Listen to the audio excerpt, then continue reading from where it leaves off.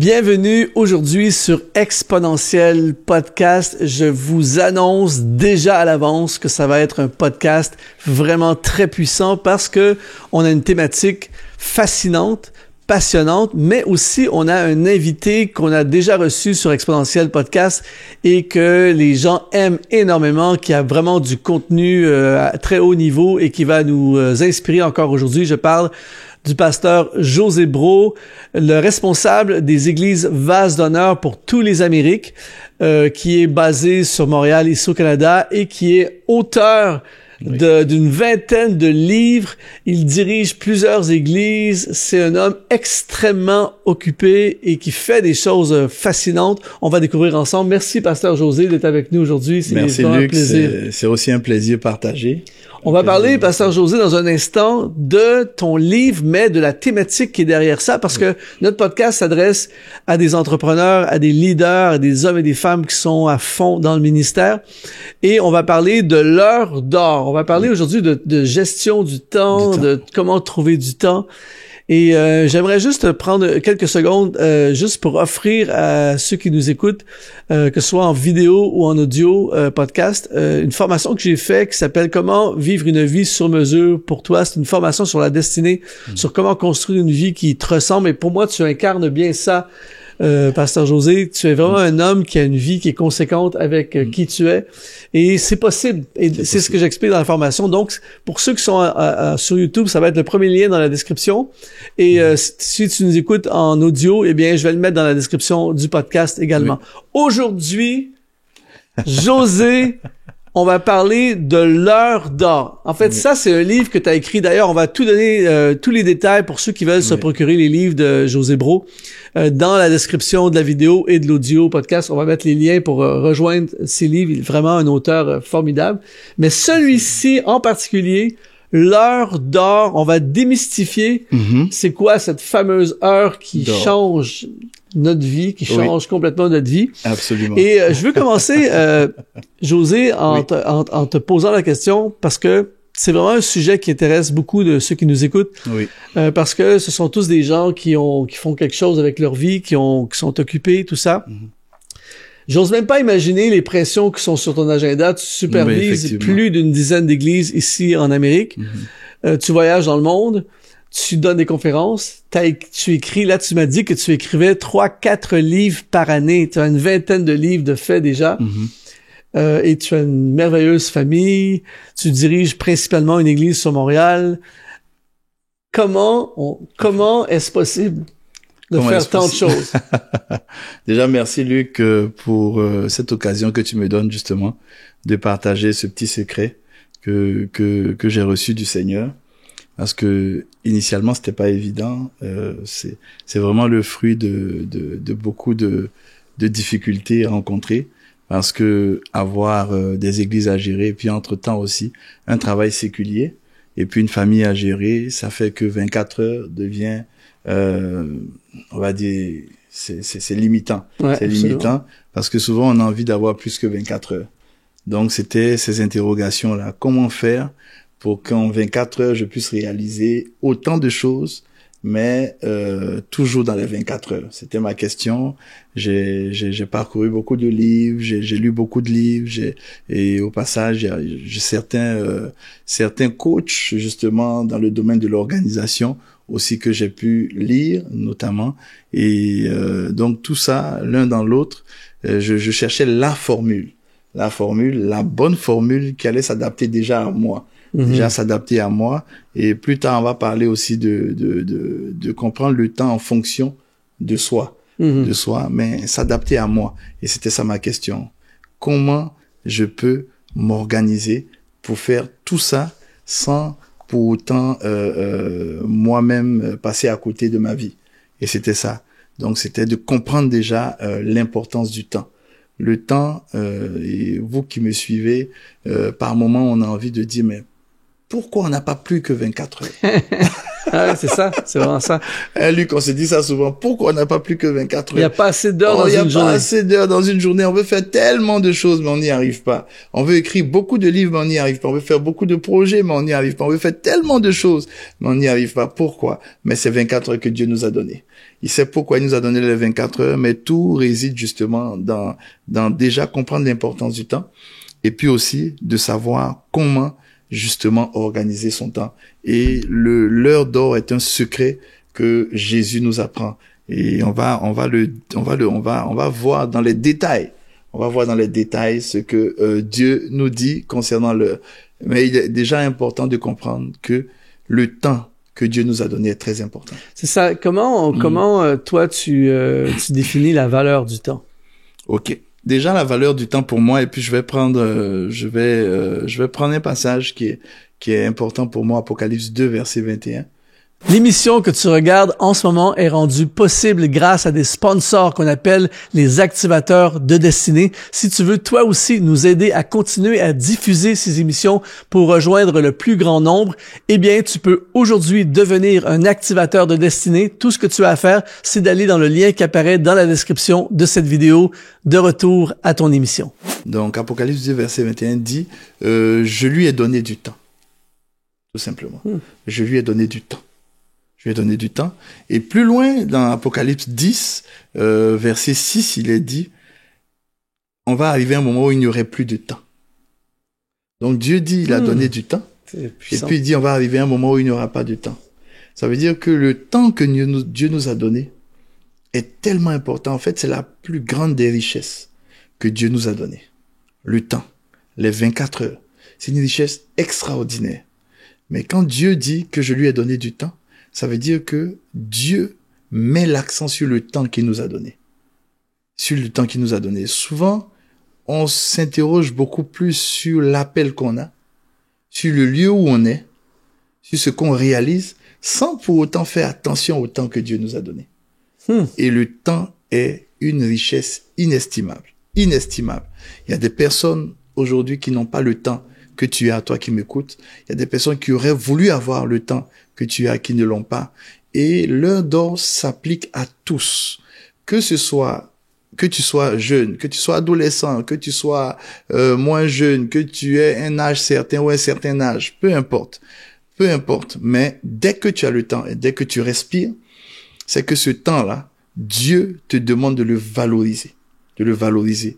Et l'heure d'or, c'est comment valoriser le temps que Dieu nous a donné. La Bible nous parle beaucoup de racheter le temps. Récemment, je parlais avec quelqu'un qui me disait, Luc, aujourd'hui, je réalise à quel point j'ai gaspillé des années de ma vie en dehors de ma destinée ou en train de faire juste n'importe quoi, ou bien juste faire la mauvaise chose. Il y a des gens qui sont très, très intenses, qui travaillent 80 heures par semaine, mais dans la mauvaise chose, tout ça.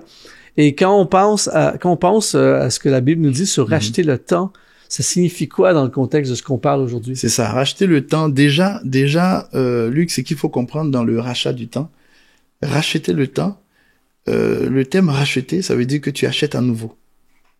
Ça veut dire que tu achètes à nouveau. Ça veut dire que, initialement, tu avais acheté le temps, mais tu l'as perdu. Donc, le racheter, ça veut dire que tu vas mettre quelque chose qui aura une certaine valeur pour prendre ton temps. Ça signifie en même temps que le temps est précieux. Donc, le temps, on l'achète. Il y a un sacrifice pour le temps.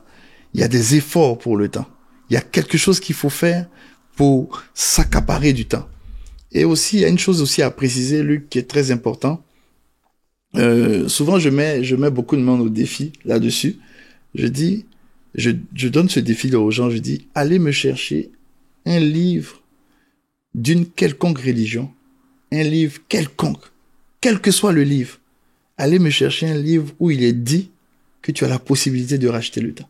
Ça n'existe pas. Le seul livre où on nous dit que tu as la possibilité de racheter le temps, c'est dans la Bible. Wow. Pourquoi Dieu dit qu'on a la possibilité de racheter? Si Dieu dit une chose, c'est que c'est vrai. Amen. Donc, si on peut racheter le temps, oui, on peut racheter le temps, mais comment on rachète le temps? Il y a quelque chose un passage aussi qui nous intéresse aussi bien, dans le psaume 90, verset 12, où c'est Moïse. C'est un psaume, c'est vrai, mais généralement on a l'impression que c'est un psaume de David.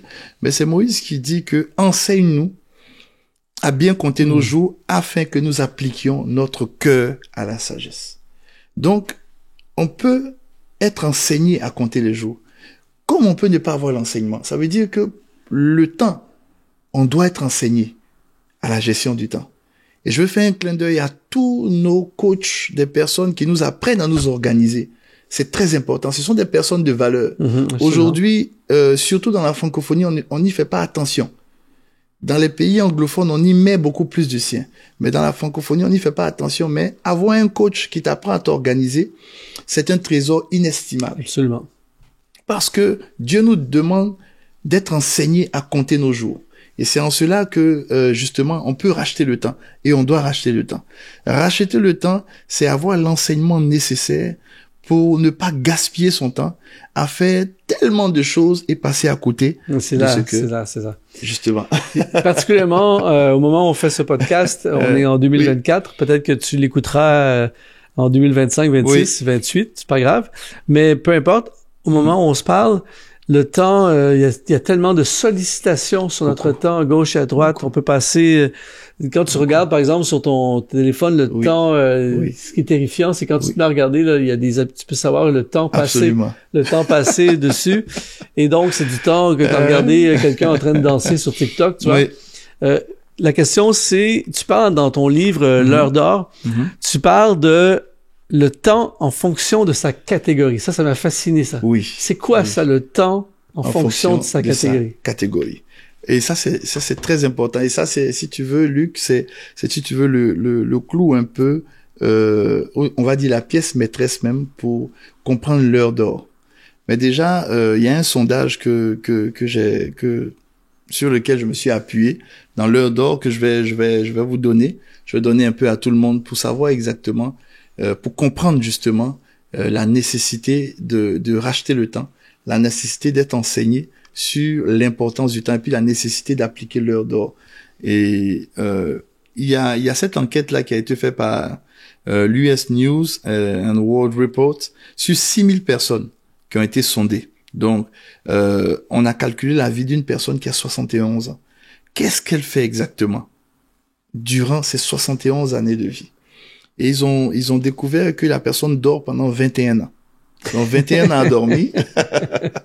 C'est pour ça que tu as écrit un livre sur le sommeil. Absolument. Ça sera une autre émission. Absolument. J'ai écrit un livre sur le sommeil, la bénédiction du sommeil, justement. 21 ans à dormir. Okay. Le sommeil n'est pas juste pour se reposer. Et soit dit en passant, mais on reviendra là-dessus. Parce que la Bible dit que Dieu en donne autant à ses bien-aimés pendant leur sommeil. Et n'oubliez pas, chers auditeurs, que c'est pendant le sommeil que Salomon a reçu la sagesse. On va fermer la parenthèse, on reviendra là-dessus. Voilà, donc 21 ans à dormir, 14 ans à travailler, 7 ans dans la salle de bain, 6 ans à manger, 6 ans à voyager, 5 ans dans les files d'attente. Incroyable. Dans les files d'attente, 5 ans, 4 ans à étudier, 3 ans. Surtout ceux qui vivent à Paris ou des endroits comme ça. Et tout ça dans ces endroits-là. C'est 10 ans dans les files d'attente. C'est 10 ans dans les files d'attente, tu vois. Tu vois. 3 ans dans les réunions. Et 2 ans à retourner sans succès les appels téléphoniques. 2 ans. Wow. C'est-à-dire, tu retournes sans succès les appels téléphoniques. 2 ans. 1 an à chercher ce qu'on a égaré. C'est horrible. Mais ce qui est horrible, regarde ce qui suit. Après toutes ces années, 22 mois à louer Dieu. Juste 22 mois à louer Dieu. 8 mois à ouvrir des courriers inutiles. 8 mois. 6 mois à attendre au feu de circulation. 6 mois. 4 minutes par jour à converser. 4 minutes par jour à converser. Et puis 30 secondes par jour en conversation avec les enfants. Vous pouvez imaginer. Maintenant, dans cette, on va dire, dans cette chronologie-là, imagine un seul instant si c'est une personne qui est mariée et qui a des disputes avec sa femme ou son mari. Il peut faire 2 à 3 ans de dispute. Donc, en fait, le temps de qualité pour une personne de 71 ans, le temps de qualité, vraiment qui passe avec ses proches, c'est à peine 2-3 ans. Tu vois, ce sondage, c'est bouleversant. Ouais. C'est bouleversant. Et quand tu vois ce sondage, alors, tu te rends compte que le temps, les hommes ne font pas attention au temps. Ouais, c'est ça. Parce que tu C'est imagines... comme en fait prendre plein d'argent puis Et puis le dissiper un peu partout. Sauf que l'argent, tu peux en récupérer. Tu peux en récupérer, mais le temps, tu peux pas le récupérer. C'est ça. Le temps perdu est le temps perdu. C'est pour cela, gérer son temps en fonction de sa catégorie, qu'est-ce que ça veut dire? Et ça, on va s'apaisantir un peu là-dessus. Voilà, on va s'apaisantir là-dessus parce qu'il y a quelque chose que je vais vous expliquer de très particulier, chers auditeurs, et je vais prendre un passage qui va nous le donner parce que je vais vous l'expliquer dans les détails et ça va nous aider tous. Voilà. La Bible nous dit ceci. Quand Moïse dit en Psaume 90, 12 de savoir compter, de savoir bien compter ses années, il y a un passage dans le livre de l'Ecclésiaste qui nous informe sur le temps. Le temps. Dans l'Ecclésiaste, il est dit ceci, et je vais vous le lire, vous allez voir, c'est très particulier. Il est dit ceci, attendez, je vais vous le lire, je vais trouver ça, parfait. Alors il est dit que normalement, quelqu'un qui se lève le matin, qui sème sa semence, qui fait tout ça le matin, et le soir encore, il doit pas laisser ses mains comme ça à végéter. Il doit aussi faire des activités le soir.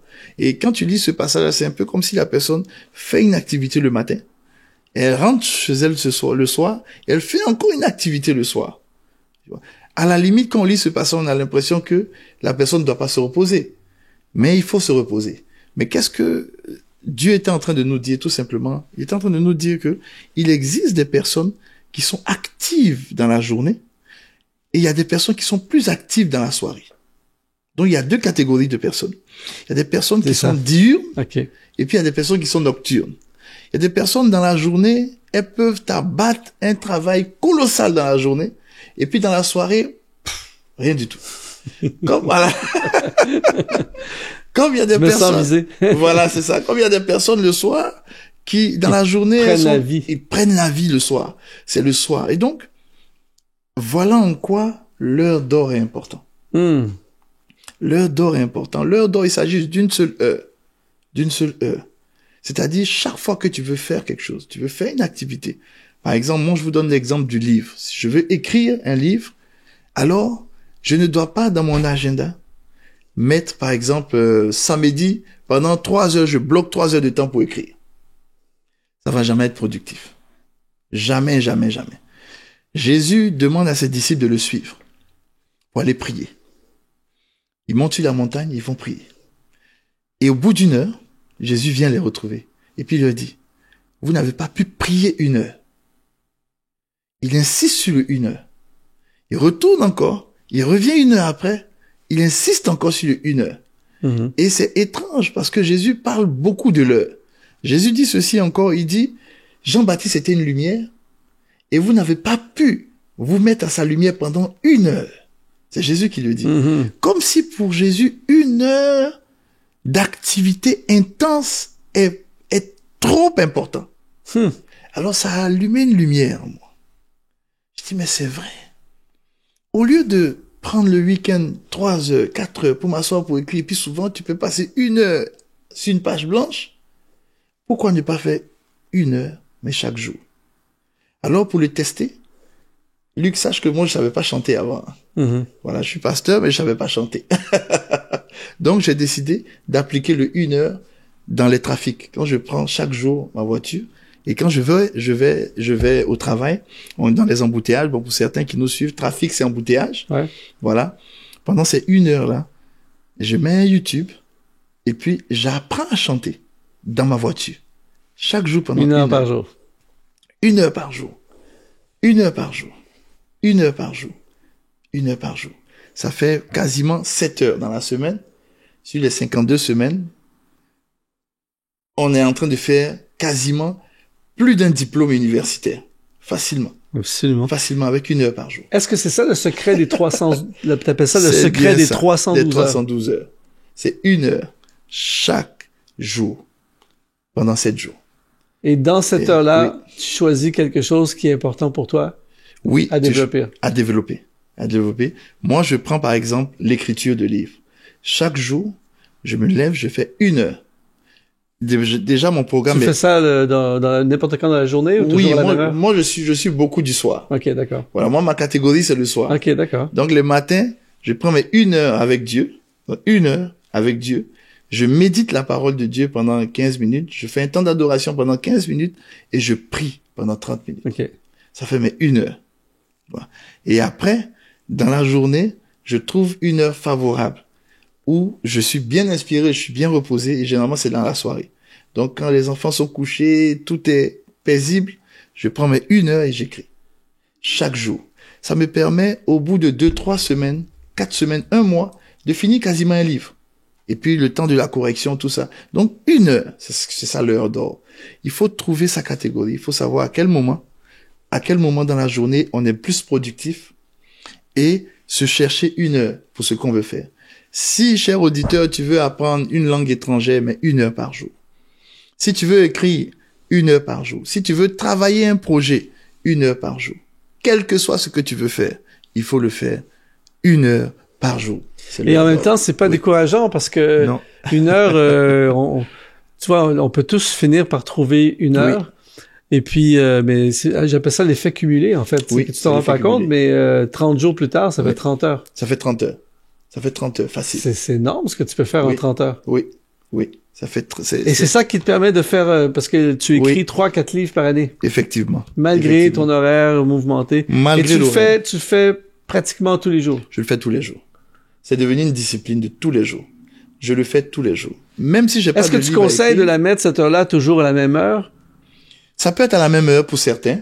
Comme on peut le, moi, ceux qui ont des horaires moins flexibles. Il y a des gens qui, par exemple, qui ont un boulot 9 à 5, des trucs comme ça.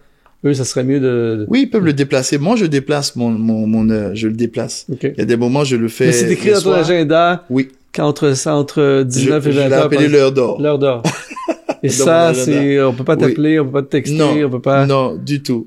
Et je veux vous encourager aussi au niveau, de vos emails, de vos courriels, de vos textos, de vos retours d'appel et tout ça. Il faut que vous ayez aussi votre heure d'or pour cela. De telle sorte que vous ne le faites pas à longueur de journée, vous le faites pas comme cela. Parce que ça distrait, ça débilite aussi nos forces et puis ça nous éloigne de nos objectifs. Il faut avoir 1 heure. Moi, j'ai 1 heure, par exemple, où je prends tous mes courriels. J'ai 1 heure. Donc, qu'est-ce que je fais? Les 1 heure, je les repartis sur la journée. Le matin, quand je prends mon café, j'ai 10 minutes ou 20 minutes pour prendre mes textos, mes messages, mes courriels, et puis ça s'arrête là. Je comprends maintenant, là. Voilà. Quand tu réponds à mes messages, je sais maintenant. OK, d'accord. À midi, j'ai aussi un 10-20 minutes, je le prends, et le soir, 10-20 minutes. Si j'ai manqué ça, je le remets au lendemain. Mais tu vas pas déborder ailleurs, tout ça? Non, je ne vais pas déborder ailleurs. Et c'est la même chose aussi, même pour ceux qui ont leur conjoint, leur conjointe. Vous voyez, si vous remarquez bien, 1 heure de qualité vaut mieux que 3 ou 4 heures où il n'y a pas de qualité. Donc, prenez 1 heure dans la journée où vous avez le temps d'écouter votre conjointe ou votre conjoint, de répondre à ses besoins, de parler avec lui 1 seule heure. Si vous prenez cette discipline de l'heure d'or, vous allez voir, il y aura un équilibre dans tout ce que vous faites. Et donc, si je comprends bien, il y a plusieurs heures d'or. Oui, il y a plusieurs. OK, je pensais au départ que c'était 1 seule heure dans la journée où je choisis mon projet important. Oui. Mais en fait, toi, t'as plusieurs heures d'or. Avec le temps, j'ai fait plusieurs. Et donc, est-ce que c'est écrit dans ton, comment c'est fait dans ton agenda? C'est écrit plusieurs heures. Oui, je mets heure d'or, heure d'or 1, email, ou bien écriture, ou bien méditation. Heure d'or 1, ça commence toujours avec Dieu. Okay. Heure d'or 1, temps avec Dieu, avec le Seigneur. Méditation, de la parole, et puis prière, adoration. Ça, c'est mon heure avec le Seigneur. Quand je finis, l'autre heure, quand je commence la journée, c'est mes projets, mes objectifs de la journée et mes déclarations prophétiques de la journée. Je le fais. Et puis ensuite, il y a mes emails, je les stratifie maintenant. Je fais 20 minutes, 15 minutes, je les place en 1 heure dans la journée. Voilà. Et puis le soir, bien entendu, 1 heure pour écrire. Et c'est ça, en fait, qui fait que oui. tu réussis à accomplir tant de choses. Oui, et je veux aussi te confier quelque chose, Luc. Au départ, quand je maîtrisais pas l'heure d'or, j'arrivais même pas à communiquer, à parler avec les brebis que Dieu me confiait. Mais aujourd'hui, j'ai 1 heure par jour où j'appelle les brebis. C'est 1 heure. C'est l'heure d'or pour moi. Okay. Je les appelle. Aujourd'hui, je peux appeler ici, j'ai pu avoir 2 ou 3 que j'ai épuisé mon heure. Le lendemain, ça peut être 5 ou 6 personnes, non pas des sujets importants. Mais je me suis rendu compte qu'au bout de 1 an, j'ai fait le tour de toute l'église. Toute l'église. Donc, t'es toujours dans une heure d'or. Une heure d'or. Là, c'est ton heure podcast. Absolument, mon heure d'or. OK, question. Ce soir, je sais que là, au moment où on enregistre ça, je sais que ce soir, tu as un culte à l'église où, Oui. où tu es. Donc, ton heure d'or pour écrire, tu vas la placer quand? Aujourd'hui, c'est une grosse journée. Là, tu fais des podcasts l'après-midi. Oui. Le soir, t'as le culte. Oui, j'ai déplacé mon heure d'or du soir parce que normalement, quand j'ai des cultes, je finis un peu tard. C'est Donc, ça. quand je finis le culte, j'ai quelques réunions avec quelques responsables. Donc, mon heure d'or, je l'ai mise ce matin. Donc, l'heure d'or du soir, donc ce matin, j'ai écrit. D'accord. Mais en fait, c'est très... 9h et 10h. Écoute, j'espère que alors que tu nous écoutes, j'espère que tu captes ce qui est enseigné aujourd'hui. C'est de l'or. C'est de l'or dans le sens que, en fait, tu as vraiment, un contrôle sur ton agenda. C'est pas ton agenda qui te contrôle. Non. Même si tu fais beaucoup de choses, Oui. tu assignes tes jours, tu Absolument. assignes ton temps. Absolument. Absolument. Absolument. Et il faut, par exemple, tu vois, dans la journée, j'ai aussi une heure où je passe du temps avec ma conjointe, une heure d'or. Une heure aussi avec les enfants. Ça, c'est très important. C'est une heure. Et je me suis rendu compte qu'avec cette heure, c'est extraordinaire ce qu'on peut faire. Extraordinaire. Extraordinaire. Comment tu choisis tes heures d'or? Parfait. Alors, d'abord, ce que je fais pour choisir l'heure d'or, je vais déjà par priorité. C'est quoi mes priorités? Si ma priorité, comme toi, c'est de faire mon podcast aujourd'hui, ça veut dire que j'ai un temps de préparation pour le podcast. Mon temps de préparation va devenir mon heure d'or. Alors, si mon podcast, c'est le mercredi, alors dans la semaine, il faut que je trouve une heure pour préparer mon podcast. Si ça me prend plus d'une heure, alors je repartis mes heures d'or pour préparer mon podcast. D'accord. Voilà. Donc, tu vas jamais faire du deep work, toi, de 4 heures. Non. C'est toujours des blocs. Oui, c'est des blocs sensiblement des de blocs d'une heure. Oui, c'est des blocs de 1 heure. Ça fait que, et je me suis rendu compte que quand c'est comme ça, tu es moins stressé, moins épuisé, et puis tu récupères plus facilement. Oui, parce que disons que tu passes 1 heure à écrire le livre, t'as jamais le temps de t'ennuyer ou d'être... Après ça, tu passes 1 heure, je sais pas moi, à appeler Oui. les membres de ton assemblée pour les encourager, mais pas trop des appels qui finissent plus. Non. Après ça, tu passes sur un autre... Une autre heure de lecture. Est-ce que tu fais la même chose pour préparer tes messages? Oui. Pour préparer mes messages. Par bloc d'1 heure. Par bloc d'1 heure. Par exemple, mon message du dimanche, dès que je finis le dimanche, j'ai toute la semaine par bloc d'1 heure pour le préparer. Donc, toute la semaine, j'ai 1 heure. Est-ce que tu as une minuterie? Est-ce que tu fonctionnes avec Oui, oui. Et est-ce que, donc ça enchaîne? À force de le faire, la minuterie me sert pas toujours.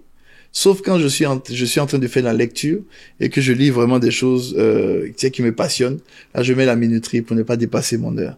Voilà. Mais sinon, normalement, aujourd'hui, quand je prépare même un message, je peux savoir quand j'atteins l'heure.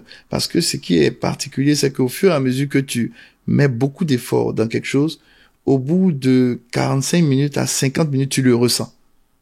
Tu le ressens. C'est comme si ton énergie tombe, redescend. Et tu vois, il y a certains passages que je vais lire qui sont très importants. Par exemple, Jésus dit, en Jean 5,35, il dit, Jean était la lampe qui brûle et qui luit, et vous avez voulu vous réjouir 1 heure à sa lumière. C'est surprenant. C'est 2 passages qui ont attiré mon attention. Pourquoi Jésus parle de se réjouir 1 heure? Pourquoi il dit pas 2 heures? Pourquoi il dit pas une journée? Mais pourquoi il dit 1 heure? 1 heure, ça signifie que il y a quelque chose dans l'heure. Aujourd'hui, avec les recherches qu'on est en train de faire, et puis les recherches maintenant aujourd'hui qui sont développées sur le cerveau, sur la neuroscience et tout ça, et on est en train de découvrir que, en fait, le cerveau de l'homme fonctionne par bloc d'heures. Par bloc d'heures. Non. Par bloc d'heures. Ça fait que, et même au niveau même de l'église, j'ai commencé même à adapter mes messages en bloc d'heures. Avant, je pouvais faire des messages de 2 heures, 3 heures. Oui, les gens ils suivent, mais au bout d'1 heure, c'est fini. Tu les perds, ouais. Ils sont déconnectés. Et c'est ce qu'il dit, Jésus dit, 1 heure à sa lumière. 1 heure. Alors, ça a attiré mon attention. Et puis, en Matthieu 22, il dit, ces derniers n'ont travaillé, il parle de ceux qui sont allés travailler qu'il a appelé à travailler. Il dit, ces derniers n'ont travaillé qu'1 heure, et tu les traites à l'égal de nous, qui avons supporté la fatigue du jour et de la chaleur. C'est un peu comme si... Le gars était plus productif. En fait, il y a en eu... une heure, il a été plus productif. Voilà. Wow. C'est ce que Jésus est en train de dire. Formidable. En une heure, il a été... Et je me suis rendu compte que avant, je mettais des 3 heures, 4 heures de bloc dans la semaine pour écrire, mais j'étais pas productif du tout. Du tout pas. Je peux passer pendant les 3 heures, j'essaie d'écrire, mais l'inspiration vient pas. Maintenant, c'est 1 heure par jour. Formidable. 1 heure par jour. C'est une révélation et je pense que ça va aider beaucoup de gens qui... on a beaucoup de gens qui ont un rêve, un projet, mais qui ont une vie remplie des enfants, une famille, un travail, bouchon de circulation. Mais si tu prends un projet, tu veux devenir écrivain, tu as un projet tu vas avoir ta chaîne YouTube, tu veux démarrer une entreprise, n'importe quoi, tu consacres 1 heure par jour. 1 heure. Et 312 heures. C'est ça, dit 1 heure par jour sur 6 jours. 1 heure sur 6 jours, ça te fait 312 heures. 312 heures. Oui. 312 heures. Donc, on peut faire quelque chose avec 312 heures dans le même sujet. Heures, Luc, excuse-moi, mais avec 312 heures, écoute, regarde. En 70 heures sur 3 mois, tu fais 2 cours à l'université. 2 cours. Donc, 312 heures représentent donc 4 cours de 70 heures qui font 12 à 15 crédits l'année. Tu peux imaginer? En 1 heure par jour, tu es capable, si tu décides de te pencher sur un sujet. Si par exemple, mon sujet, c'est exponentialiser ma vie. En 1 heure, j'écoute les podcasts de Luc chaque 1 heure. 1 heure par jour. 1 heure par jour. En une année, c'est comme si j'ai 12 crédits d'une université avec ce que j'ai entendu, mais ça ouvre mon esprit. C'est ça. Une heure de sport par jour, 1 heure de prière par jour, 1 heure de... Ce qui est important pour toi, tu lui donnes 1 heure, tu lui consacres l'heure d'or. L'heure d'or. Et après ça, t'as des résultats de fou. Des résultats de fou. Écris dans les commentaires, l'heure d'or à partir de maintenant, ça fait partie de ma vie. Comment on fait pour avoir ton livre, avoir ce livre et les autres livres de José Brault? Effectivement, sur Amazon. Donc, si tu veux mes livres, voilà, tu vas sur Amazon, José Brault, tu as tous les livres, tu as aussi l'heure d'or, voilà, tu pourras le retrouver. Et ça va. Si on veut avoir accès à tes trésors, là, à tout, avoir accès à ton ministère, on veut te connaître davantage, tout ça, il y a une façon de te rejoindre? Oui, vasedonneur.com. Ouais, vasedonneurmontréal.com. Voilà, c'est le site de l'église, j'y suis. Okay. Vous avez aussi mon WhatsApp là-dessus, vous pouvez m'écrire. Voilà, et si vous voulez me rencontrer aussi, je suis à Montréal et je fais aussi souvent certains séminaires en Afrique et puis aussi en Europe. C'est avec vraiment beaucoup de plaisir. Vous allez voir tous mes déplacements. Si vous êtes connecté à vasedonneurmontréal.com, vous saurez mes déplacements et puis voilà, c'est avec beaucoup de plaisir on va pouvoir exponentialiser ensemble. Amen. On va tout mettre ça dans la description. Ça, c'est tout est dans le lien, dans la description de ta vidéo et de ton audio aussi podcast. On va tout mettre les liens pour rejoindre José Brault pour pouvoir se procurer ces livres extraordinaires, particulièrement ce livre, L'heure d'or. Écris dans les commentaires si tu es en YouTube, commente, dis à partir de maintenant, l'heure d'or fait partie de ma vie, mets un like. Merci, pasteur José Brault, c'était incroyable. On a vraiment appris quelque chose, tu as apporté énormément de valeur aujourd'hui et c'est un principe qui fait en sorte qu'on va pouvoir accomplir des choses. En fait, enseigne-nous à bien assigner nos jours. C'est ça, à bien compter nos jours et c'est très important. Je vais terminer avec ça, Luc. Il peut se trouver que toi qui m'écoutes, tu te rends compte que ton heure, tu n'as pas beaucoup de temps dans la journée. C'est-à-dire avec le travail, avec la maison, avec les enfants, avec tes charges. Voilà. C'est souvent compliqué. Mais c'est facile de trouver 1 heure. 1 heure. Cette heure-là deviendra ton heure d'or. Si tu as décidé de passer des temps de qualité avec ta famille, prends 1 seule heure. Dis-toi que c'est ce temps-là qui va être un temps de qualité. Si tu as décidé de faire un projet, alors 1 heure par jour, tout simplement. Pas plus que ça, tu vas voir. Si tu le fais avec assiduité, si tu le fais de façon assidue, tu vas voir que ces 1 heure-là seront de l'or entre tes mains. Parce qu'au bout d'une année, ça va représenter une somme extraordinaire. Extraordinaire. Sur ce, sois exponentialisé.